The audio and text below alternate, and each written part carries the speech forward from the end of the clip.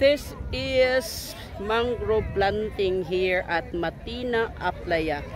So together with the volunteers from Kingdom of Jesus Christ and also from Jose Maria College na mga estudyante with the barangay officials and from DNR na nag-guide sa amin at nag-briefing sa amin na ang proper planting of this mangrove tree is yung hanggang dito na if ever mag-ano man yung tubig, hindi siya ma-wash out.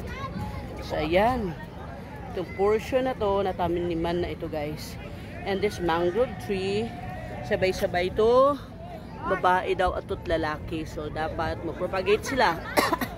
I thought mag-propagate sila asexually, but ito parang mayroon din silang mga theory at culture. So ayan guys. Ayan. Ayan ang ating mga kabataan na nag-volunteer, and this is the initiative of our beloved Pastor Apollo C. Kibloy. Ayan. Daming nakiisa guys. Hindi lang KOG. So, dito kami yung sa Coastal Road sa may barangay Matina, Aplaya. Ayan.